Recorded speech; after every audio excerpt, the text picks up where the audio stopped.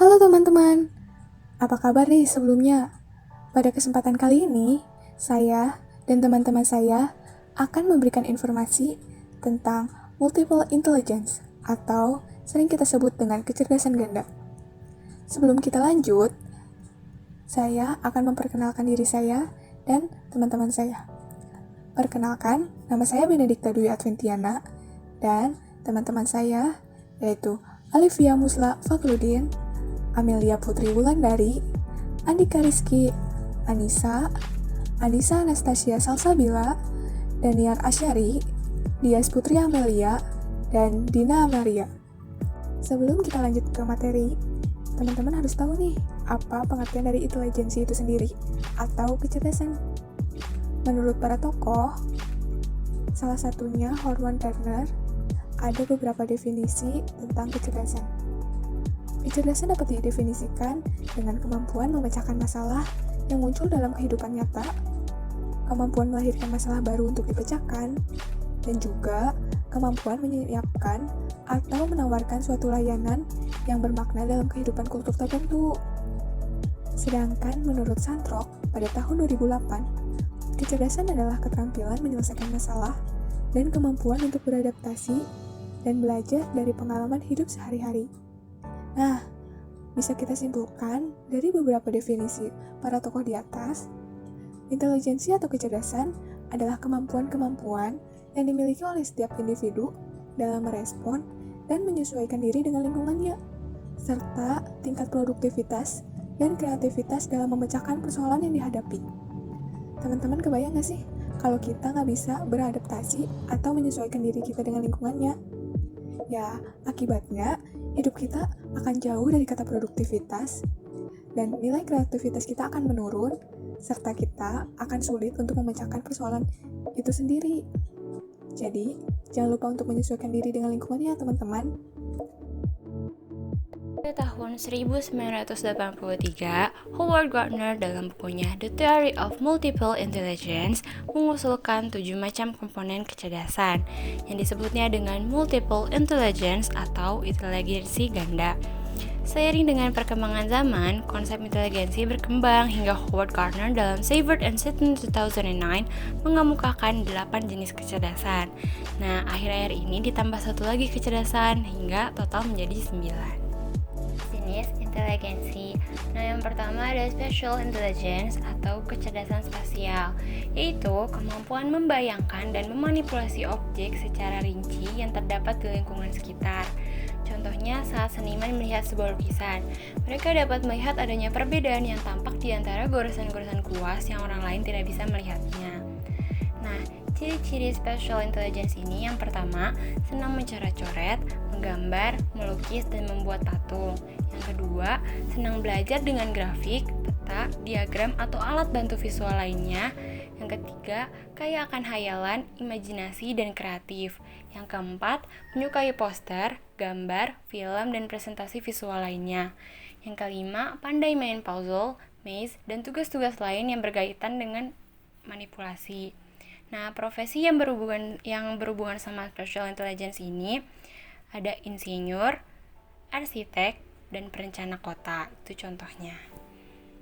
Selanjutnya ada linguistic intelligence atau kecerdasan berbahasa, yaitu kemampuan untuk menggunakan bahasa dengan baik dan mampu mengungkapkan pikiran dalam bentuk kata-kata seperti berbicara, menulis, dan membaca.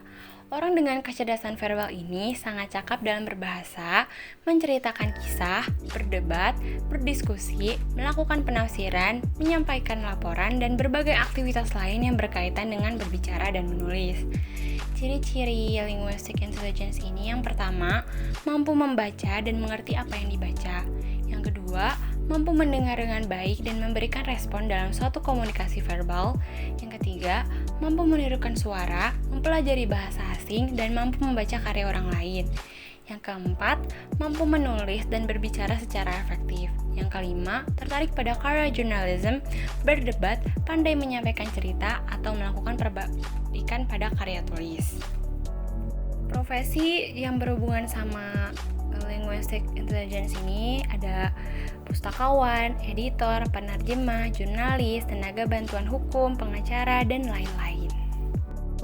pertama ada intrapersonal intelligence atau kecerdasan intrapersonal, yaitu sensitivitas seseorang terhadap pikiran dan perasaannya sendiri dan mampu bertanggung jawab atas kehidupannya. Nah, orang-orang dengan kecerdasan ini selalu berpikir dan membuat penilaian tentang diri mereka sendiri, tentang gagasan dan impiannya. Mereka juga mampu mengendalikan emosi mereka untuk membimbing, memperkaya, dan memperluas wawasan kehidupan mereka.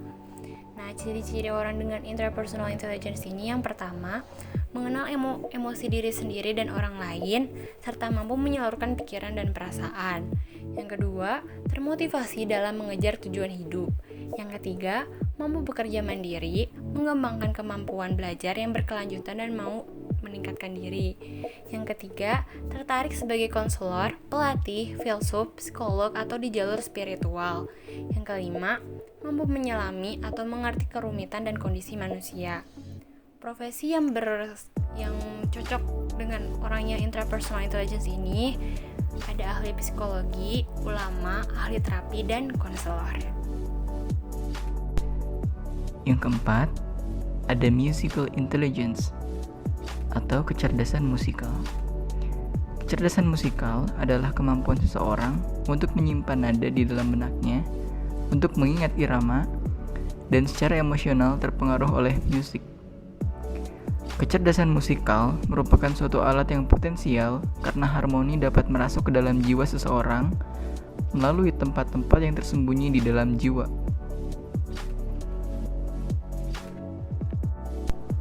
Ciri-ciri musical intelligence. Yang pertama, menyukai banyak jenis alat musik dan selalu tertarik untuk memainkan alat musik. Yang kedua, mudah mengingat lirik dan peka terhadap suara-suara. Yang ketiga, mengerti nuansa dan emosi yang terkandung dalam sebuah lagu. Yang keempat, senang mengumpulkan lagu, baik CD, kaset, atau lirik lagu. Selanjutnya, mampu menciptakan komposisi musik, senang improvisasi dan bermain dengan suara, menyukai dan mampu bernyanyi, tertarik untuk terjun dan menekuni musik, baik sebagai penyanyi atau pemusik. Lalu yang terakhir, mampu menganalisis, mengkritik suatu musik. Yang kelima, ada naturalist intelligence atau kecerdasan naturalis, yaitu sensitivitas terhadap perbedaan karakteristik dan pola lingkungan alam. Aktivitas yang terkait dengan kecerdasan naturalis adalah menandai contoh spesies tanaman atau binatang, memperhatikan hubungan antar spesies, dan proses-proses alamiah dalam lingkungan. Ciri-ciri naturalist intelligence atau kecerdasan naturalis: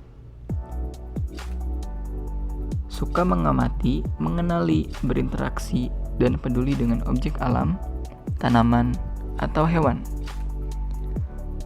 Lalu, antusias akan lingkungan alam dan lingkungan manusia. Selanjutnya, mampu mengenali pola di antara spesies, senang berkarir di bidang biologi, ekologi, kimia, atau botani, senang memelihara tanaman dan hewan,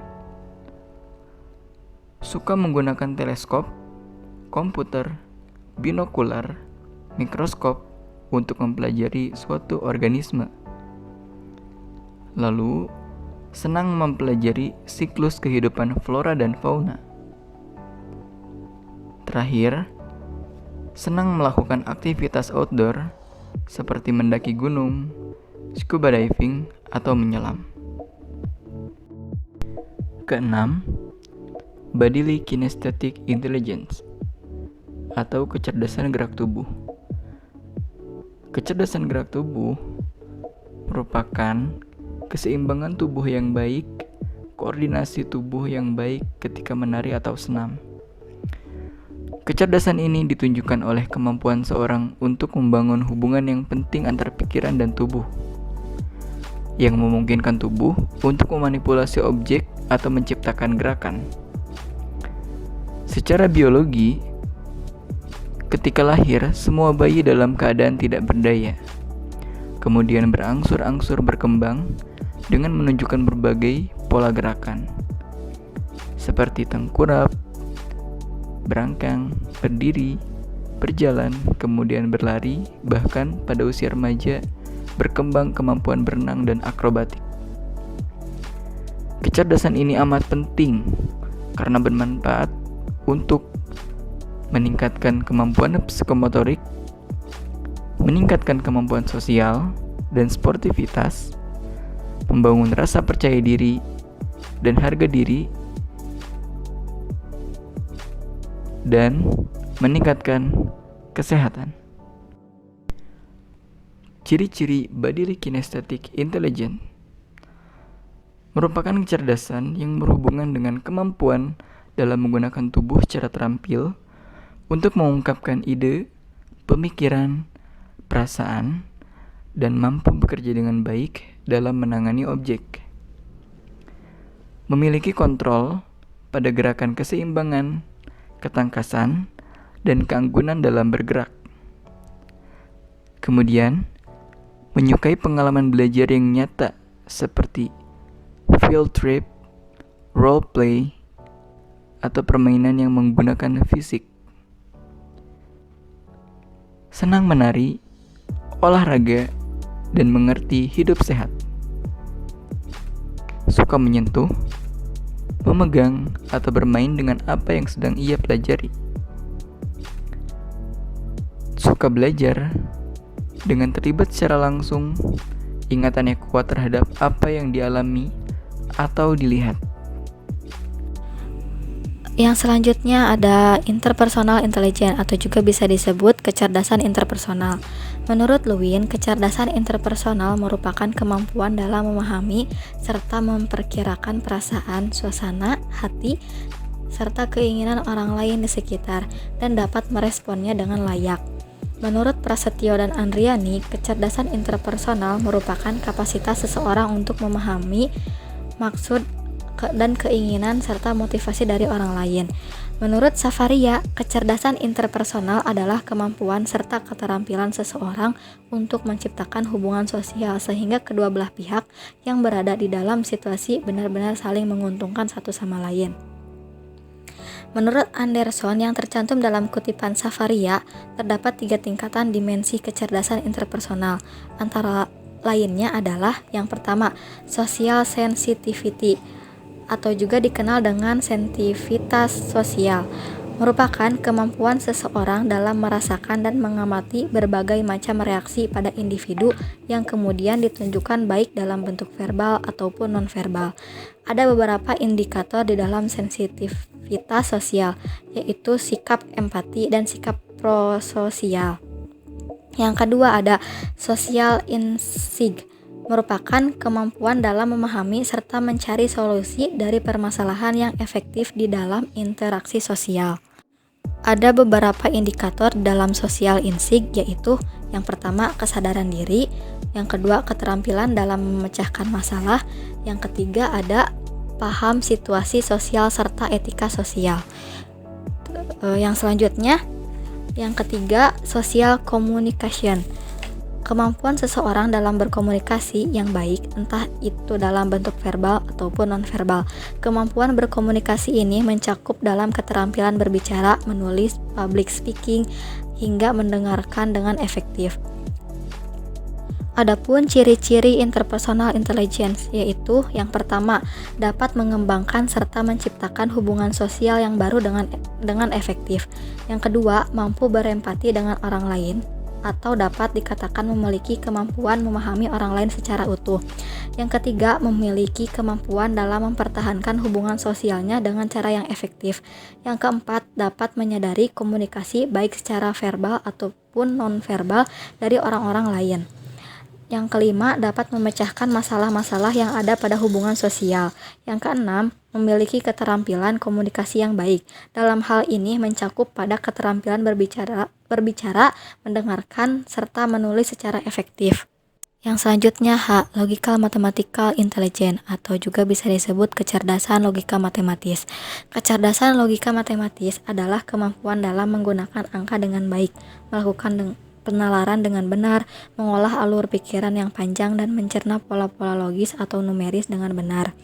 Kecerdasan yang satu ini merupakan kecerdasan yang dimiliki oleh para ilmuwan, akuntan, dan yang lainnya. Nah, berikut ciri-ciri kecerdasan logika matematis, yaitu yang pertama, memiliki kemampuan dalam penalaran atau analisa yang kuat dan kritis. Yang kedua, banyak bertanya tentang cara kerja suatu hal.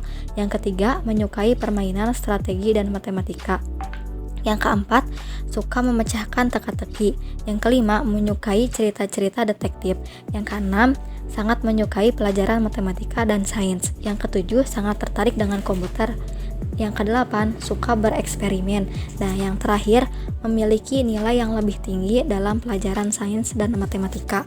Yang terakhir ada eksistensial intelligence atau bisa disebut juga kecerdasan eksistensial. Kecerdasan eksistensial adalah kemampuan seseorang untuk menjawab persoalan-persoalan terdalam eksistensi atau keberadaan manusia. Kecerdasan ini sangat berpengaruh atas sebuah penghormatan. Kehormatan, kewibawaan, dan penghargaan atas seseorang sangat ditentukan oleh seberapa besar orang tersebut menghargai orang lain. Semakin orang menghargai dan menganggap keberadaan sesuatu, maka sebesar itu pula orang dan lingkungan sekitar akan menghargai atas keberadaannya. Seseorang yang mempunyai kecerdasan eksistensi yang tinggi, dia akan mampu menempatkan dirinya pada posisi di mana orang dan lingkungan sekitar senantiasa menghargai dan menganggap keberadaannya. Nah, ciri-ciri kecerdasan eksistensi ada 6. Yang pertama, mempertanyakan hakikat segala sesuatu. Yang kedua, mempertanyakan keberadaan peran diri sendiri di alam atau di dunia. Yang ketiga, kalau bekerja sering berbicara dengan sendiri. Yang keempat, lebih tenang dan menguasai diri. Yang kelima, lebih cenderung mengutamakan kepentingan, keyakinan atau agama. Yang keenam, mampu menempatkan diri di setiap situasi dan lingkungan. Konsep kecerdasan majemuk yang telah disebutkan dapat digunakan oleh guru untuk memahami kecenderungan siswa dalam belajar. Guru juga dapat mengubah atau memodifikasi metode pembelajaran berdasarkan ragam kecerdasan siswa. Guru pun dapat mendorong siswa mengenali kecenderungan kecerdasannya dan mengajari mereka untuk menggunakan gaya belajar yang sesuai. Misalnya dalam pelajaran bahasa, siswa yang dominan kecerdasan interpersonalnya dapat didorong berlatih berpasang-pasangan dengan teman, sementara siswa dengan kecerdasan intrapersonal didorong untuk tampil sendiri. Klasifikasi inteligensi. Yang pertama, tes Binet, yaitu konsep mental age yang dikembangkan oleh Stern yang dikenal sebagai IQ. Rumusnya, IQ sama dengan mental age dibagi chronological age dikali 100. Mental age atau usia mental adalah kemampuan yang seharusnya dimiliki rata-rata anak pada usia tertentu. Lalu, chronological age atau usia kronologis adalah usia anak menurut perhitungan kalender. Dari rumus di atas diketahui bahwa pada anak yang mempunyai inteligensi normal, maka mental age sama dengan chronological age, atau mental age sama dengan mental age rata-rata anak seusianya. Anak yang mempunyai mental age lebih besar dari chronological age mempunyai inteligensi di atas rata-rata. Dan anak yang mempunyai mental age kurang dari chronological age mempunyai inteligensi di bawah rata-rata. Lalu, menghitung IQ dapat dengan cara pertama, menghitung chronological age atas dasar kartu kelahirannya. Yang kedua, menghitung mental age dihitung dengan memberikan terlebih dahulu tes inteligensi. Yang awalnya tes diberikan dengan yang paling mudah, lalu bertahap, semakin lama semakin sulit dan tidak dapat menyelesaikannya.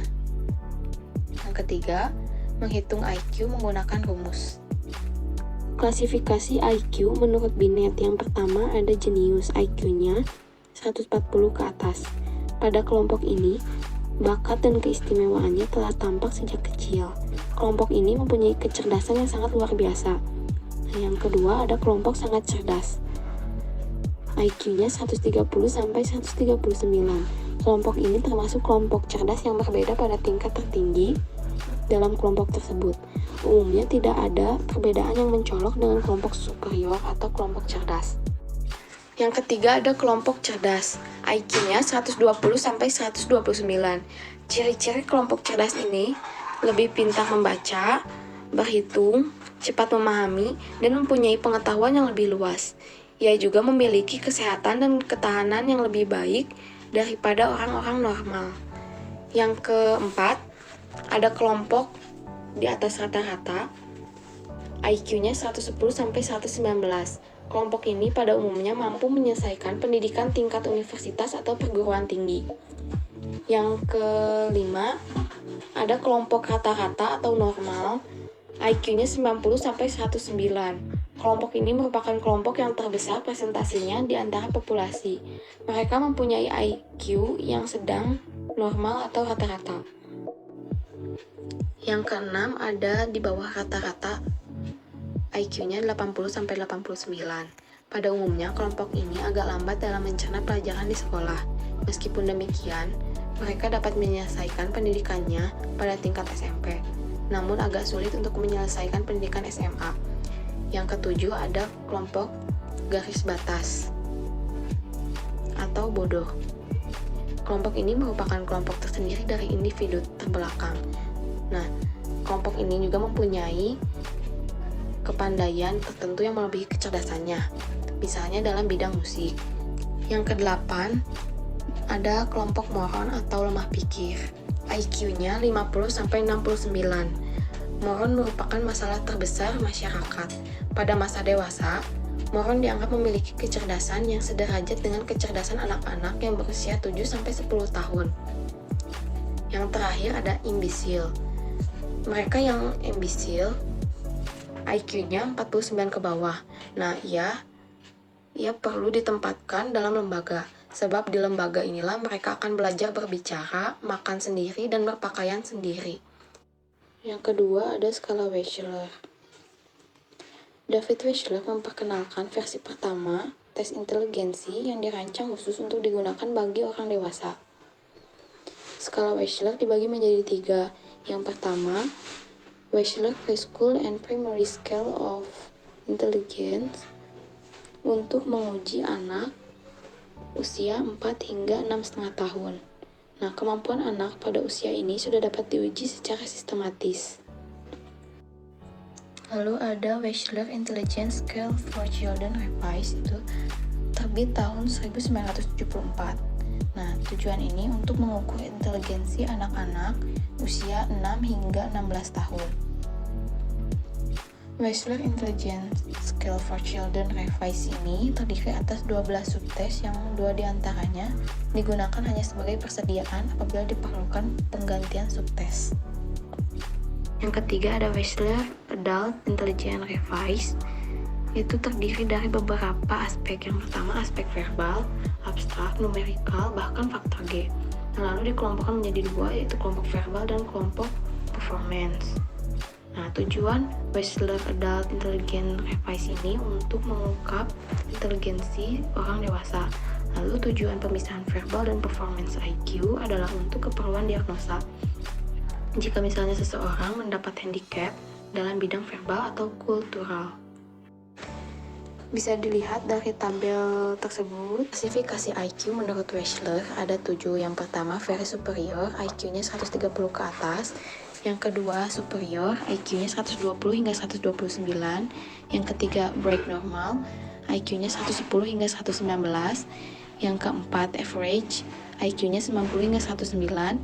Yang kelima, dull normal, IQ-nya 80 hingga 89.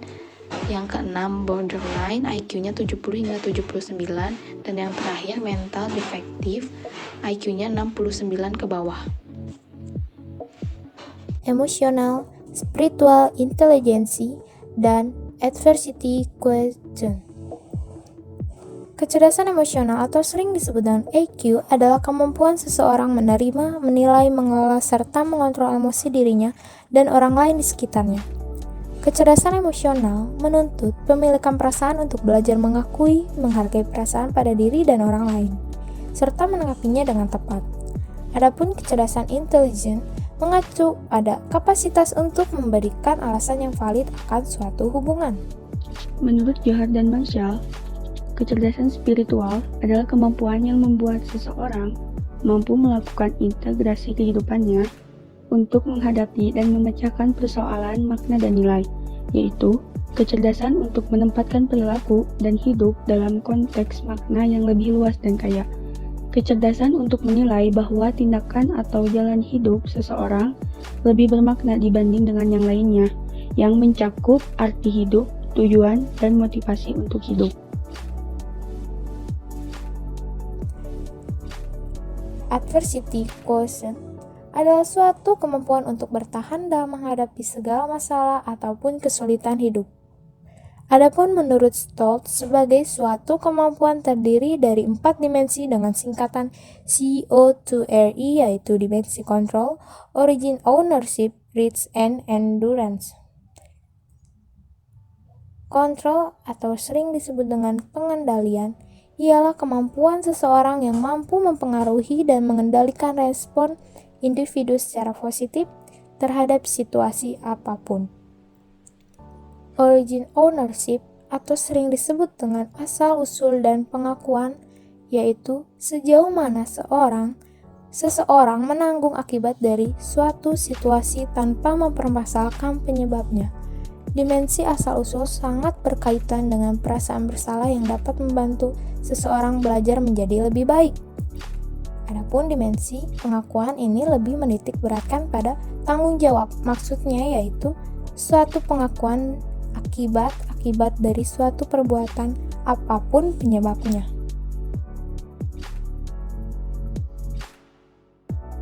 Yang ketiga, ada reach atau jangkauan, yaitu sejauh mana kesulitan ini akan merambah kehidupan seseorang, menunjukkan bagaimana suatu masalah menjangkau bidang yang lain dalam pekerjaannya dan kehidupannya.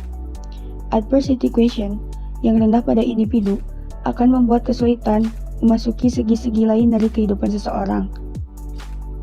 Seseorang dengan adversity quotient tinggi memiliki batasan jangkauan masalahnya pada peristiwa yang dihadapi. Biasanya, orang tipe ini merespon kesulitan sebagai sesuatu yang spesifik dan terbatas. Yang terakhir, ada endurance atau daya tahan, yaitu sejauh mana kecepatan dan ketepatan seseorang dalam memecahkan masalah. Pada aspek ini, dapat dilihat berapa lama kesulitan akan berlangsung dan berapa lama penyebab kesulitan itu akan berlangsung. Fungsi dari aspek ini adalah adanya harapan tentang baik atau buruknya keadaan masa depan. Makin tinggi daya tahan seseorang, makin mampu menghadapi berbagai kesulitan yang dihadapinya.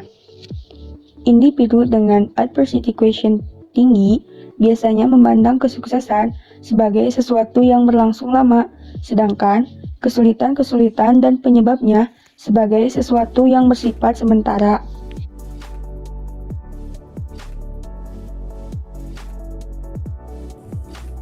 Implikasi teori multiple intelligence dalam proses pembelajaran. Menurut Garnet, ke-9 jenis intelijensi terdapat dalam diri setiap orang, hanya kadarnya tidak selalu sama. Untuk orang tertentu, suatu intelijensi lebih menonjol daripada intelijensi lain. Intelijensi bukanlah kemampuan yang tetap. Intelijensi dapat dikembangkan dan ditingkatkan secara memadai sehingga dapat berfungsi bagi pemiliknya. Disinilah pendidik memiliki andil besar untuk membantu perkembangan intelijensi peserta didik. Karena itu, guru perlu memahami teori multiple intelligence agar pembelajaran di kelas berlangsung optimal. Menurut teori multiple intelligence, setiap siswa memiliki intelijensi yang mungkin berbeda.